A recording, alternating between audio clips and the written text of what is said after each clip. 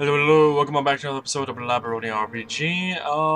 We're near where we started this game at. There's our house right there, actually. I don't recall us ever coming in here. This is a strange and powerful monster named an Octos, apparently. And yeah, we've apparently never been here. Not weak to stone. Are you weak to fire by chance? No. Are you weak to wind? No. Are you seriously going to be weak to water even though you look like a water creature? No. Okay, you gotta be weak to physical attacks then, right? Maybe not Will Strike, regular attack? Oh wait, that'd be a fire attack I just did. Right. Yeah, I don't know what Octos... Octos, what are you doing? Why did you cast Confuse like all those times? So much confusion!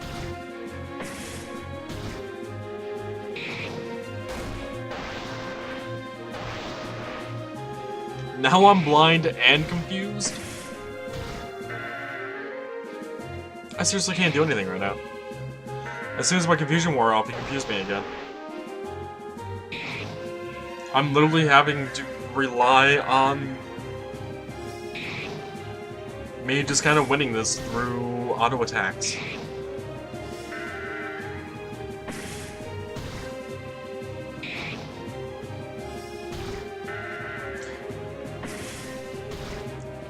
I was really hoping I could do something there for a moment. Oh good, I'm no longer blind. I am still confused. Oh hey, I hit him again. I hit him for a lot of damage here, actually. Is that a crit? I evaded my own attack on me. Holy crap, I'm actually able to do something here. Let's get an HP potion going. And let's not be confused again, please, but you know what? Fine. There's not much I can do about that, I guess.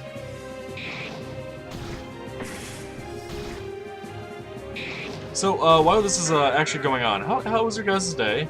Mine's been going pretty well. It's actually 45 minutes past the midnight here, so technically a different day for me. Nothing wrong here. Recorded the previous episode. Oh, I get to do something again? Good, good. Get stoned. Damn, not grounded.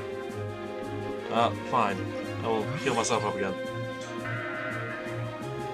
Oh, I didn't get confused? That is weird. Stone? But yeah, I just finished recording the previous episode. Decided to record this one. Just doing a bit of exploration, see if I can't get the game going, you know, and whatnot. Haven't really figured out where to go, but found this. I'm like, I don't recall us ever coming in here before, and we just got diamond plate and war meat from an Octos. Okay. But yeah. That was a fun time to talk while just watching something happen, and last episode we got the large ship, which ended up paying for itself, and there is another rule flow here, but we would have to navigate this crazy labyrinth. Still not entirely sure how to get into these islands up here. I was looking around, hoping to find some sort of like staircase. Oh!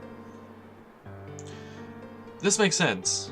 I think. Kind of? No, actually it really doesn't. But I guess we found out where we needed to go all this time. Another customer, Mitron, send him up. Flinger guard.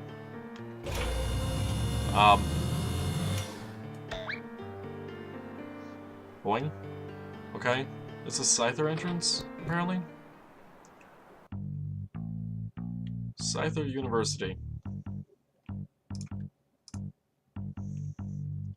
Checking to see if there's anything here. There is something here for a key for us. Stop right there. What's your business in here? What's going on? I just wanted to come see if the stories about the legendary university were true. I wanted to see the book collection. Is that so? On the other hand, I don't remember seeing your face before. I'd better inform you about the situation right away then. A terrible crime has happened just a few hours ago. Someone stole the most valuable treasure from the university, the air crystal.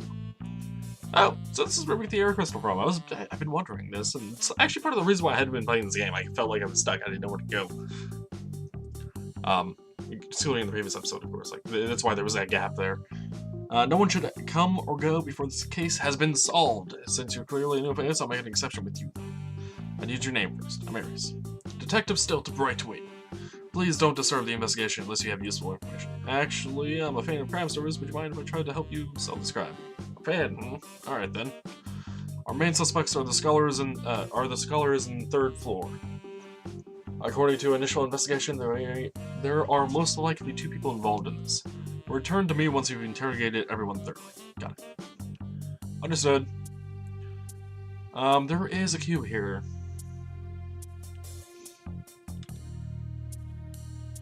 Ah, okay. Student, someone stole the air crystal. What a catastrophe. These guys all have wings, by the way, if you haven't noticed. I noticed. It's either that or they are very puffy capes. Or cloaks. If the culprit gets away, what will happen to the flingers in our wings? Isn't the air crystal required to maintain their magic? Maybe? This is bad. That's all you gotta say. This is bad. You! Derek. I don't recall a Derek. How did you get here? Well, you know I'm good. Would you like to hear a bit of info about well point? Sure. Okay, so you have this archer person in your group now, and you notice he uses different defensive methods. Look at his BP meter while in action, and you might notice that increases every time he takes or deals damage to the enemy. Pay attention. Wait. How did you... Derek, how did you get up here? Oh boy, don't piss in your pants now. It's me, Gary. I guess you'd call me a stowaway now. You know that neat little space in the Hollow of Artemis? I jumped in there just before you took off. What about your people, and why didn't you tell me? When people can survive a couple of weeks more, they're the toughest bunch you'll ever find. I'm going to guess Derek did the same thing. Besides, this is a great opportunity to build relations with these people. About why I didn't tell you? Well, on my way back to Glimthar, I found out that someone had been following you. That person was hiding in that icy cave. I thought that you might get in trouble because of her, so I snatched her and ran back to Artemis. We barely made it on before you took off. You didn't notice anything. Huh. I'm going to assume this is going to be the one woman that saved us in the desert that he's talking about. Who is this person? How did you get here before me? It's a faster way out from the hole than from the cockpit. This person who was with me was worried that you might get a heart attack if we jumped on you in that ship. Wait. Jumped on in... What? The hell did I just read? So we just hurried here just before you came. Quite a story. Okay, where is this person? She's at the Scholars' quarters upstairs. They gave us a room immediately after finding out about you. Okay, I'll just go check. Whoa, just a moment now, lad. You're not going anywhere without me. What? You heard me right. Artemis is still my ship, and I ain't gonna leave her again. I'll be traveling with you from now on. Okay, so Garrick's joining us again, it looks like, to our party. So we didn't lose him for that long. That's good. Really? Do you even know what I'm looking after? Well, you wanted to have the fire crystal back, and my companion told me about the trouble you got through in Carolina to get it. She's been following you a long time, always one step behind you. Okay, then Garrick, I can't tell you what to do or where to go, but I warn you, I'm in a dangerous journey. Ha ha ha. I think it was one too many A's. Danger's my middle name, Sonny. Right, let's go see this friend of yours now, then. Garrick travels with you again. Yay! Thank you, Black Screen, for telling me this. You! Tell me your things. Coffee and ice cream. Okay, cool. Can't sell here. Good to know. Alright. Well. Okay. I hate the house furnace, by the way. Waste of flowers. So, let's see, we're gonna figure out who stole the air crystal. Bookworm. The books have been stored in different shelves according to their subject matter. Read the book? Sure, why not? Labyronia Mysteries 1. Before the labyrinths were created, Labyronia had been explored almost thoroughly. Afterwards, a new age of discovery was born. In the world, there are several unexplored territories today. You learned about that. The pirates of the Spiral Sea have been hauling sunken treasures from the ocean floor for a long time. According to these brave adventures, sunken magical items had to cause small whirlpools onto the surface of the waters. Yeah. So that explains what the whirlpools are for that we already discovered. Labyronia Mysteries 2. In the past, the wizards of Mysterio used to visit Labyronian cities more often. At times, they pretended to be gods by showcasing their powers to the common folk. Many of these wizards were branded as renegades by the Council of Mysterio. Perhaps the most notorious case was Berith, the Black Witch. She was a powerful earth mage who pretended to be a god and even left some magical objects behind her as gifts to her followers. One of these gifts, Berith's weight-gaining boots. What? Weight-gaining boots, okay. Became a highly sought treasure. By all accounts, the boots should still exist somewhere in southern Labyronia. Okay. Carnivorous Island. This resting place can be found somewhere from the Northern Sea? Okay. We're gonna assume that meant to be northern. According to the rumors, the island is a dwelling place for a breed of powerful and strange monsters. Pirates and honest sailors alike have lost their lives after making the mistake of lowering their anchors into the seashore of the island. There are some that survive though, and after returning, they usually claim to be stronger than ever after the experience. Nothing teaches survival skills better than Carnivorous Island. So it sounds like a spot where we could grind out some XP if we really wanted to. Fire Labyrinth, or the Pit of Pyros, is a dreaded cavern located in eastern Firelands. It is said to be the dwelling place for most of the Firelands monsters. Beyond this labyrinth, legend says, are the ruins of an ancient dwarven treasure vault. We went there, actually. We got those items. Thank you, book. Monster Opus Part 1. The origins of the Labyronia monsters must be one of the greatest mysteries of our time. We actually know why they exist. In this series, we'll be trying to categorize different types of monsters, go through their qualities and weaknesses, and in general examine the subject as rationally as possible. First of all, almost every monster is usually able to use magic in some extent. Most of them apply only one type of elemental magic at a time, but cases have been reported where certain monsters have been able to cast spells from different elemental schools. Usually, only the most powerful wizards are able to do this. I feel like this is going to be a lot of reading. I am not mistaken. Monster Opus Part 2. According to our latest studies, some human beings can demonstrate traits similar to monsters. These people are usually highly unpredictable and violent in nature, and their appetite is greater than normally. Their build is commonly either muscular or obese, and the aforementioned habit of eating constantly and almost anything is striking. Discussion on whether these people are actually monsters in human disguise or simply abnormal. There's one thing about monsters distinguishing them from normal animals. They attack all life forms on sight, beast and prey alike. Wild animals may feel fear and scurry away when approached, but monsters seem to be lacking the emotion of fear entirely. Monsters are usually omnivorous, but it's not certain how much food they need for sustainment. Some monsters have been sighted tearing plants off the ground. They seem to do this merely for sport, since they get no visible benefit from the action. The same can be said about their violent activities towards people. Although in some cases monsters have settled to simply scare the victims, this seems to correlate with the natural fear managing capabilities of the prey in question.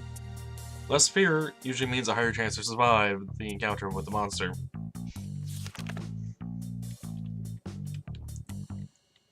Oh god, so many books. I guess, you know, this is a library. I guess we had to tell the guy that we were interested in the library. Let's read the books. May as well, right? Religions of Labyronia, Part 1, The Four Elemental Gods. Belief in the omnipotency of the four elemental gods is one of the latest and most popular religions in Labyronia today. There are two opposing main congregations in this religion. The first one acknowledging the omnipotency of the gods, and the second one denying it. Sounds reasonable to have a split like that. Aside from the main group, there are also a bunch of naysayers claiming that the gods were not gods at all originally, but wizards from Mysterio Tower. Okay, I guess that was it. Forbidden Cults Part 6? The Cult of 1,000 Evils. It's... okay, is there... what part was this? 7. Does Part 1 start down here? Dwarven culture. It does not, but let's read this anyway.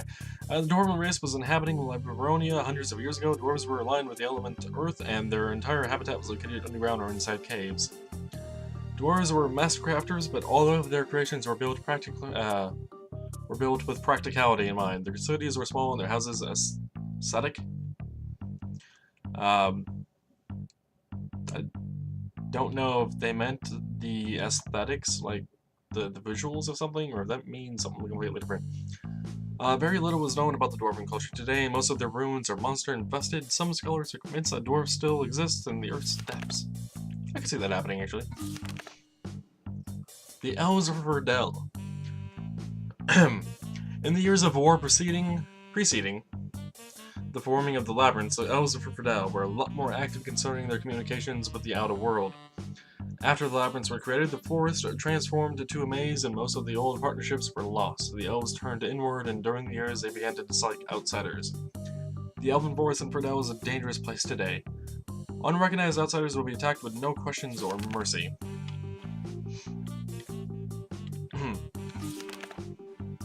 Magic School Hexagrams. Anagrams? Teleportation has been a persistent dream of both scientists and magicians for a long time. The first major step towards success was the discovery of the pendant of Labyronia by the 4 elemental gods. The pendant's power is based in certain magical qualities found from nature. We call the entire system the fractal reproduction mechanism. The hexagram, not gram, rim? I don't know. Was implemented into elemental magic soon after the pendant appeared. In the form of the hexagram, the concrete structure of the self-similar nature of the reality can be easily observed. It is a simple handle to work with, and the most powerful mages are already able to travel from one point to another in the blink of an eye. They merely need to build 2 hexagrams at 2 locations to fast travel between them. We've actually seen that already. In the Earth dungeon, we had to go through a teleport to get to the actual boss area. Mysterio Tower. By the way, this is a lot of lore. Feel free to skip ahead in the video if you are not the fan of this much lore. In the ancient tower of Mysterio, the wizards ruled the world of Labyronia. Mysterio was a place where people were trained to control and refine magical powers.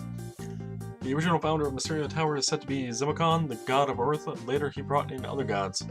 So Zimicon, okay. So that's who he was. I'm like, didn't he encroach into Windir? Like, we actually saw the visions and whatnot. I was wondering, I mean, Windir was god of wind. Croden, god of water, I guess. Maybe, I don't know. Dinian, god of fire, whatever. Zimicon, I don't know, these names are weird. Like, the only one that really fits their element is Windir. Today, Mysterio Tower is not actually a tower, but a large castle built around the original tower structure. Inside its walls, the elemental schools ceaselessly explore the mysteries. Unusual Magic Part 16. Music. Okay. Music has been used for centuries by shamans or wizards for variable magical effects. I was about to say shamans. I don't know why. It's possible to mix a spell inside a piece of music to achieve results such as powering up a person, or making him fall asleep. Fair enough. The power of these spells are in the lyrics, although an appropriate melody is needed to strengthen the effect. Creon, a master wizard from Mysterio Tower Archives. Combined Elemental Magic. Combining magic from different magic schools is one of the most challenging endeavors for a practicing wizard. Apart from the commonly known normal effects, such as a frozen flame when combining water with fire, there is also a certain amount of unusual effects that might occur. Possibly the most unusual effect is called the Familiar, used by the most powerful Earth mages. To create a Familiar, the mage needs to master multiple elements in addition to his or her own. In a working spell, the skillful wizard is able to breathe artificial life into an inanimate object or gift an animal with intelligence. These kind of familiars are then used for different purposes depending on the physical capabilities of the object or animal. Animated or reanimated familiars do not have their own personalities unlike animals. They work as extensions of their master's mind. Okay. That was part 7. Let's read part 6 first. Forbidden Cults, Part 6, The Cult of Thousand Evils. Back to this book. This is a truly dreadful cult. The followers believe in the Dark Prophecy, which origins are only known by the cultists themselves. According to this prophecy, a new age will fall once the 4 have fallen. In this age, people are forced to live in perpetual terror in a frozen, darkened world filled with monsters. The cultists perceive this harrowing future world to be inevitable, which is why most of them have lost their will to live and spend their time usually in isolation or drowning in their sorrows with the other cultists. Here's a phrase from the Dark Prophecy. And when the 4 have fallen, a splintered heart will overcome the spell, and a throne will be made for the father of 1,000 evils. Be awake, for the time of Armageddon is close. Symbol of the cult, okay. Now to read part 7. The Cult of Nerubus. Nerubus?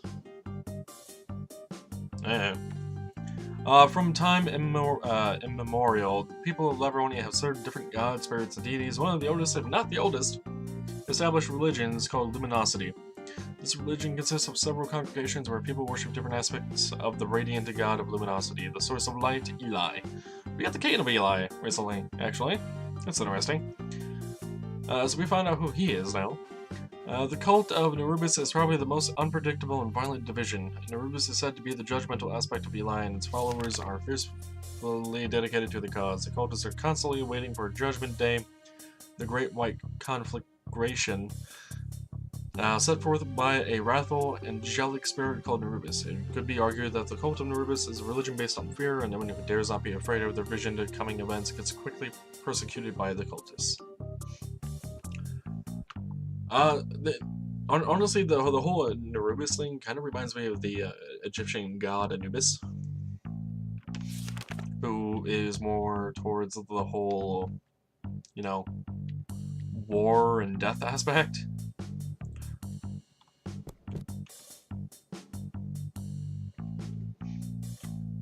But now that we've read everything, you, or you, your face is weird. Stop looking at me.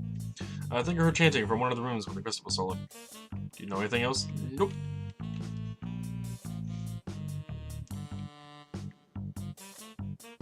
Remember how we read about the hexagrams? AKA 6-pointed stars here. Star of David in this particular case as well.